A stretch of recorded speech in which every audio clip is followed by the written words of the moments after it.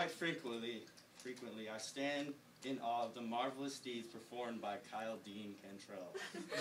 Within the boundaries of his being lies a heart so great it could love every orphan in the world. Along with such a magnanimous thumping center, Mr. Dean Cantrell can defy the basic laws of life, such as sleep. While us regular people sleep, Kyle Benjamin Cantrell roams the night, stalking the wicked and saving the helpless. The obvious incredibility of Mr. Benjamin Cantrell is quite egregious and evident, but how should we, as the student body, respond or apply such eminence to our daily walk down our own dark valleys? The answer is quite candid and is simply a call to reform. Reform to be more like Kyle Alexander Cantrell. When the night calls out for assistance, he is there. When babies whine, he comforts them. When the tough times come and the tough people can't last, he aids their wounds. When a preschooler leaves their Velcro Spider-Man Air Jordans at home, and their Converse All-Star shoelaces get all tangled up in such an extent so that he cannot even move his petite feet, Kyle is there to tie their sorry shoes. We the people,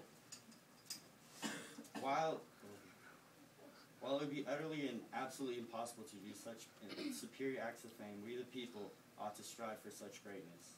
We ought to become noble lions and devour all evil. I ask you now to recall back to your meager freshman year. What phrase kept us going? Are we not the greatness class of 2011? Is it too much to ask for total and pure dedication to excellence? I think not. When it comes a chance to cheat on tests, I challenge yourself to ask, what would Kyle Christopher Cantrell do? When the feeble, flimsy, fragile, frail nerd is being picked on once again, think to yourself, what would Kyle do? When the balance of good and evil is tainted and evil prevails, ask yourself, what would Kyle Chuck Cantrell do?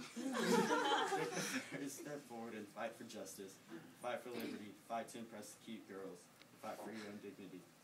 Once upon a time, my grandfather told me a story of an antelope out looking for its dinner when it saw a cabbage patch with only one cabbage.